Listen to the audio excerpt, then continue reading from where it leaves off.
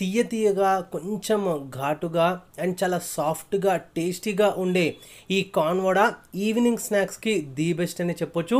పిల్లలైతే ఖచ్చితంగా దీన్ని ఇష్టంగా తింటారు అండ్ సాస్తో తీసుకోవచ్చు అండ్ వితౌట్ సాస్తో కూడా ఇది సూపర్గా ఉంటుంది. మరి లేట్ చేయకుండా let's start our healthy evening snacks recipe corn vada prepare చేసుకోవడానికి ముందుగా 2 ఫుల్ లాడర్లు నేను స్వీట్ కార్న్ ఈ విధంగా ఒలిచి మిక్సీ జార్లో యాడ్ చేస్తున్నాను. దాంతోపాటే చిన్న అల్లం ముక్క కట్ చేసుకుంది అండ్ 1 మీడియం సైజు పచ్చిమిరపకాయ లేదా 2 యాడ్ చేసుకోవచ్చు. ఇప్పుడు మంచిగా మనం ఈ విధంగా మిక్సీ అనేది పట్టుకోవాలి. కొత్తిమీర తురుముతో పాటు 1 లేదా 2 మీడియం సైజ్ ఆనియన్స్ ఈ విధంగా చిన్నగా కట్ చేసుకొని ఇందులో యాడ్ చేసుకోవాలి. దాంతోపాటే బియ్యం పిండి ఒక 2 స్పూన్లు యాడ్ చేస్తున్నాను.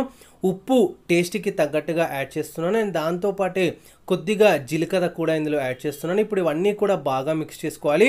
ఒకవేళ కనుక వాటర్ కన్సిస్టెన్సీ ఎక్కువగా ఉన్నట్టు అనిపిస్తే కనుక ఇంకొద్దిగా బియ్యం పిండి మీద యాడ్ చేసుకోవచ్చు. అండ్ ఒక వడ వేసిన తర్వాత కనుక మీరు అది చితికిపోయినట్టయితే అంటే విడిపోతున్నట్టయితే కనుక ఇంకొద్దిగా బియ్యం పిండి కూడా మీరు యాడ్ చేసుకోవచ్చు. నాకైతే 2 to 2.5 స్పూన్స్ బియ్యం పిండి సరిపోయింది. బియ్యం పిండి కాకుండా మీరు శనగపిండి కూడా యాడ్ చేసుకోవచ్చు.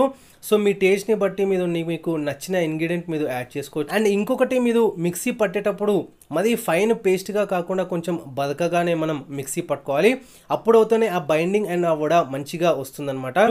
ఇప్పుడు డీప్ ఫ్రైకి సరిపడేంత ఆయిల్ అనేది హీట్ చేసుకొని ఇప్పుడు చిన్న వడల మాదిరిగా మనం ప్రిపేర్ చేసుకొని ఇందులో యాడ్ చేసుకోవాలి. వేసిన వెంటనే దీన్ని అటు ఇటు కదపొద్దు, హై ఫ్లేమ్లో ఉండి మాత్రమే యాడ్ చేయండి. తర్వాత కొద్దిగా ఫ్లేమ్ అనేది అడ్జస్ట్ చేసుకుంటూ అటు ఇటు టర్న్ చేసుకుంటూ లైట్ గోల్డెన్ బ్రౌన్ వచ్చేంత వరకే మనం ఫ్రై చేసుకోవాలి. లోపల మరీ ఎక్కువ కాలాల్సినంత అవసరం ఉండదు, ఎందుకంటే ఆల్రెడీ స్వీట్ కార్న్ కాబట్టి ఆ విధంగా మనం తింటేనే దీని యొక్క టేస్ట్ అనేది మనం ఫ్లేవర్ అనేది ఖచ్చితంగా ఎంజాయ్ చేస్తూ తింటాము. సో ఇది ఇవాల్టి వీడియో కనుక నచ్చినట్టయితే లైక్ చేయండి, షేర్ చేయండి, కమెంట్ చేయండి.